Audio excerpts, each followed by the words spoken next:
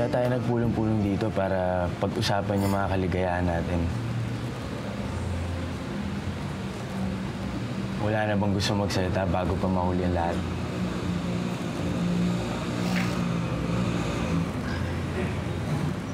Kung papayag si Rosa Camila,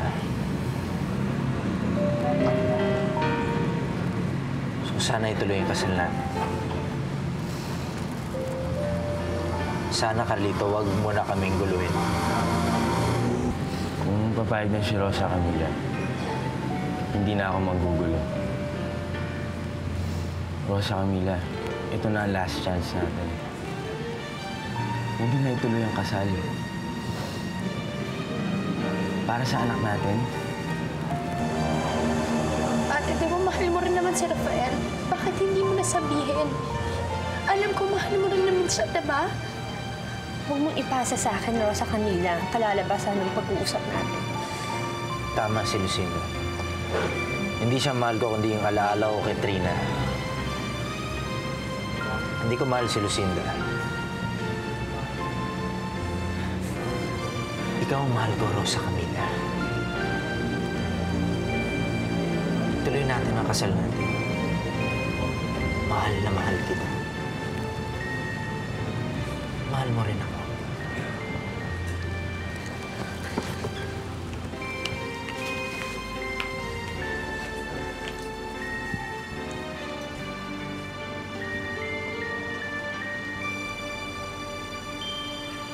Maraming widespread fraud ang nangyayari. Ultimo sa San Dionisio, maraming nare-report ng mga pandaraya doon. And to think na bayan yun ni Governor Salgado, pati na rin ni Senator Montemayor. Sa North nga, official na ang mga results. Na-withdraw pa. Can you imagine? Eh, bailiwick namin yun.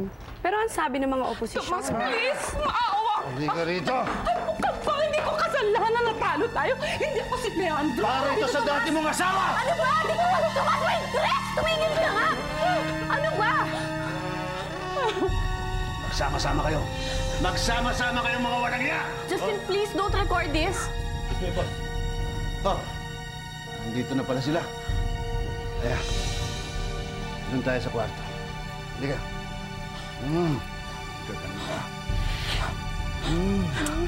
Napaka-naman.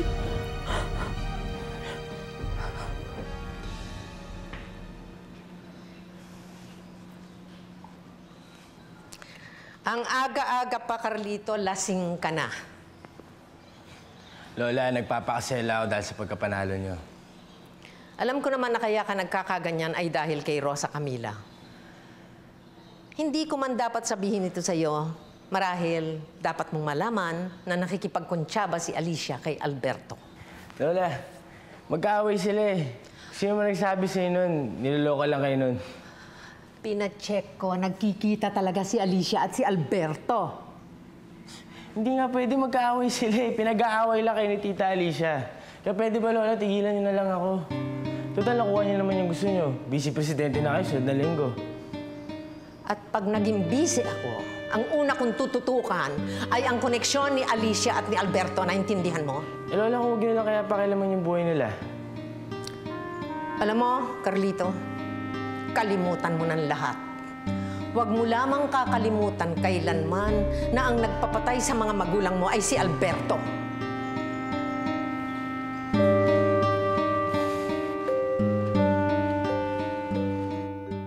Bakit walang date? Sample pa lang yan. Di pa kasi tapos yung listahan ng mga ninang. Pero nakapili na kayo. Ko-confirm na lang po namin. Sigurado na kayo ni Rafael na tuloy ang kasal nyo. Huwag mo nang babaguhin, ha? Okay.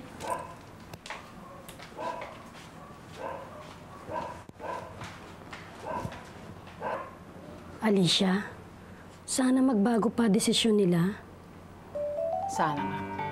Hindi na pinagdarasal ko eh. Sana nga magbago pa.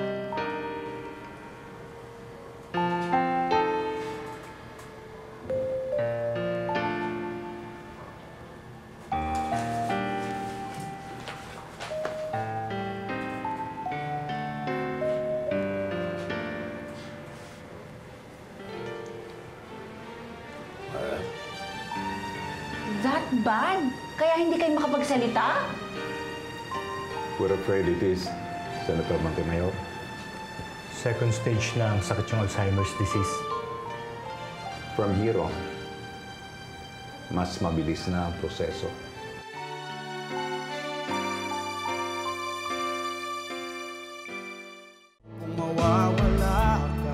Ngayon sigurado na magiging presidente si Daddy. Kumuha ka na ng sarili mo security. Huwag yung security niya, nakakahiya. Asawa ka ng presidential daughter.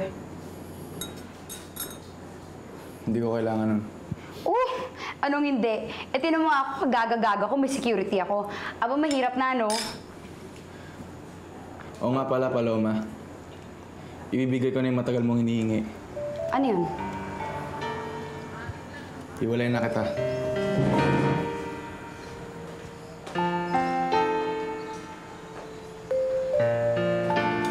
Nananalo si Lolo Leandro at Lola Romina mo, ah. That's why Daddy doesn't visit me anymore. Bakit? Hindi ka na binivisit ni... Not anymore.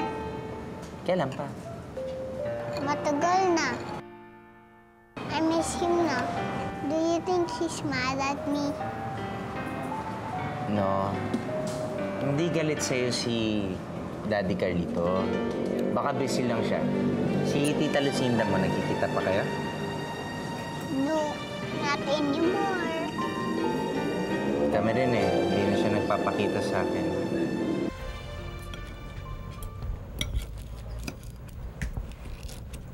Ernestina. Walang ate. Pwede ba, Ernestina? Madami pa akong gagawin, ha? Magpa-file pa ako ng mga reklamo tungkol sa mga results sa eleksyon. Para saan ba tong dinner na to? Bakit? Hindi naman pwedeng kumain magkasama ang dalawang presidential daughters. Kino-contest pa namin ang results. Well, contest all you want. But I know that you know it in your heart. Si Daddy nanalo. At kaya ako pumayag makipagkita sa'yo ngayon dahil nangako ka na hindi politics ang pag-uusapan natin, hindi ba? Naging gaga na ako once na naniniwala ako sa'yo. Oo nga eh. Hindi nga ako makapaniwala sa kagagahan mo. Isipin mo natalo kita. At saka si Alberto. Alam mo, isang udyok mo pa. Ilalabas ko ang confidential reports na nakuha ko sa mga doktor ni Daddy na second stage na ang sakit niya. Magdi-disqualify siya. Well, why don't you? Total, pag nawala si Daddy, si Romina ang papalit sa kanya. At hindi si Tomas Locsin. I'm sure, alam mo nang talo ka kaya hindi mo ginagamit yung information na yan. Or, don't tell me, love mo pa rin si Daddy, no?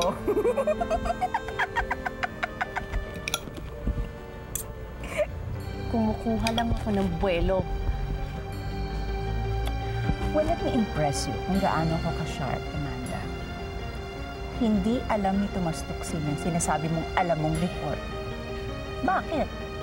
Dahil tama yung sabi ni Justine, binubugbog ni Tomas Locsin yung mami mo at gagamitin mo yung report na yon para makabalik kay Daddy. Well, I'm sorry to let you know that hindi mo pwedeng gamitin yon habang ako nasa tabi ni Daddy.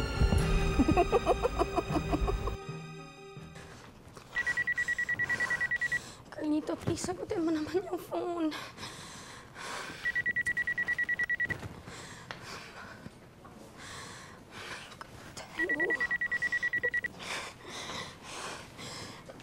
Rosa Camila, ano ba nangyayari sa'yo?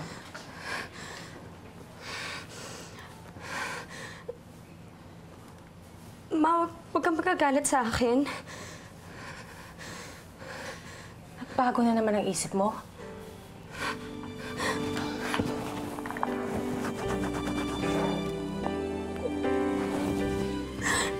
Ma, si Carlito talaga yung mahal ko eh. Kailangan sabihin mo si Rafael. Gagawin ko yun, pero gusto ko si Carlito muna yung unang makaalam. Pero ma, hindi niya sinasagot yung phone niya. Anong gagawin ko? Hindi mo i-text. Alam ko na, pumunta ka sa outtaking ng daddy mo. Sigurado ko nandun siya. Ha? Mami, thank you. Good night. Thank you, ma. Itaas po natin ang kanang kamay at sumunod po kayo sa aking sasabihin. Ako si Ako si Leandro Montemayor. Na hinirang sa katungkulan bilang Pangulo ng Republika ng Pilipinas. Ay taimtim na manunumpa. At tutuparin ko. Ng buong husay at katapatan. Sa abot ng aking kakayahan. Ang mga tungkulin. Ng aking kasalukuyang katungkulan. Sa ilalim ng Republika ng Pilipinas. Na aking itataguyod. At ipagtatanggol. Ang saligang batas ng Pilipinas. Na tunay na mananalig. At tatalima ako rito. Na susundin ko. Ang mga batas. At kautosang legal. Na mga sadyang itinakdang makapangyarihan. Ng Republika ng Pilipinas. At kusa kong babalikatin. Ang pananagutang ito. Nang walang anumang pasubali. O hangaring umiwas. Kasihanawa. Ako ng Diyos.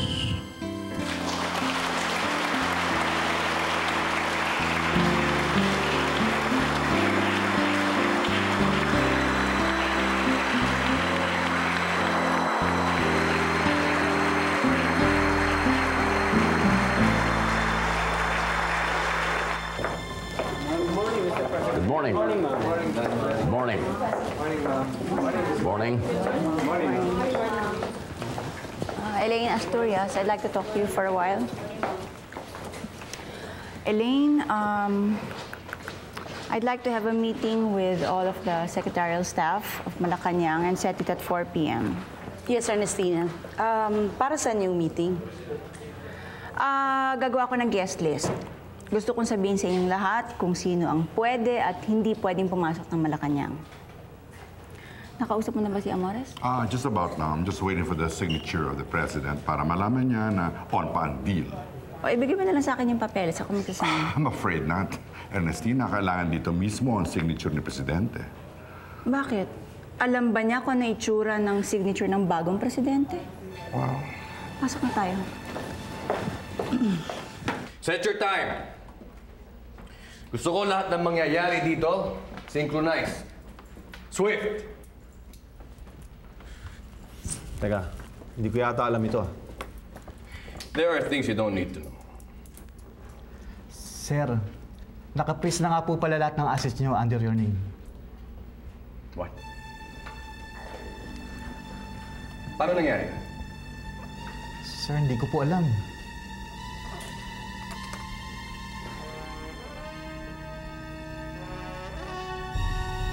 Talaga sinusubukan nila ako. Meron akong bagong bibigay sa mga accounts. Ito ka mag-withdraw. Yes, sir.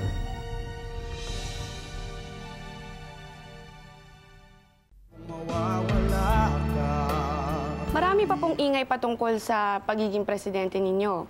At itataas raw sa Supreme Court ang mga hinaing nila.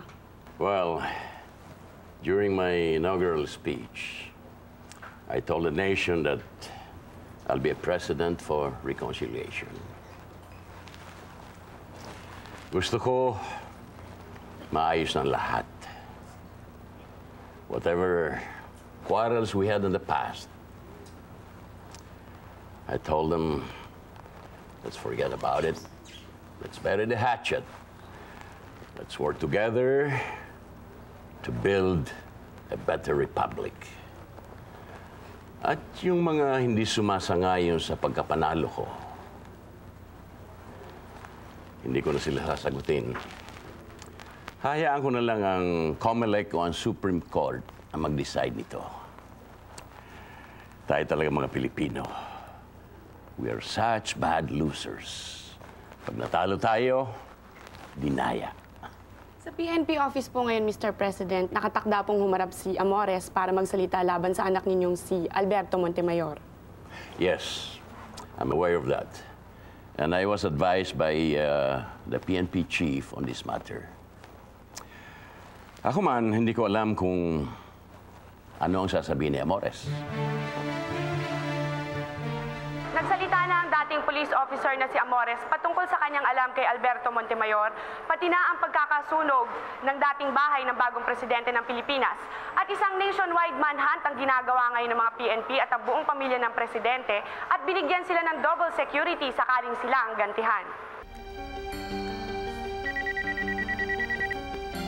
Hello, sir. Andito na kami. Umalis na kayo dyan. Ngayon na! Abort na ang planong pagkidnap kay Alicia. Alis na!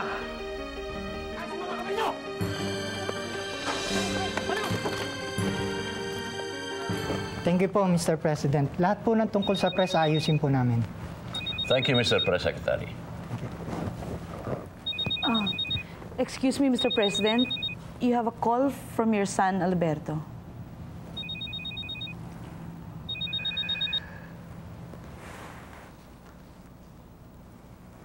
May bala ka palang kidnapin ang pamilya ko kay Alicia.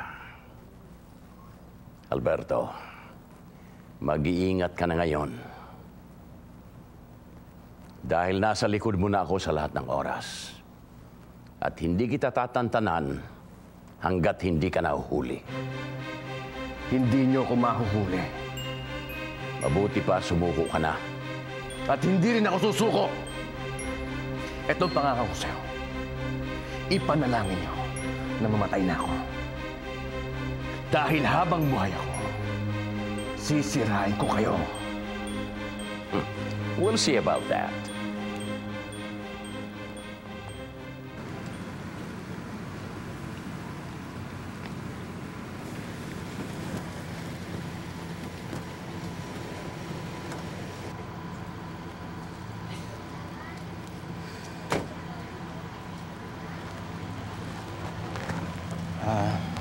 Rosa Camila, kung ano mo yung sasabihin mo na. Kasi busy ako ngayon, nilalakad ko yung visa ko puntang Australia. Australia? Bakit bibisitahin mo yung anak mo? Hindi. Doon ako maninirahan. Carlito, napag-isip-isip ko ng lahat. Ako rin. Rosa Camila, pagod na ako eh. Pagod na ako sa pakikipaglaban. Pero Carlito, hindi mo na kailangan makipaglaban pa. At ayoko na rin. Sana maging maligaya kayo ni Rafael. Alam mo, masyado kasi ako nasaktan eh. Na kahit na magbago pa yung isip mo ngayon, alam ko naman na hindi tayo liligaya eh. Kasi alam ko sa sarili ko, nahuli na rin ang lahat.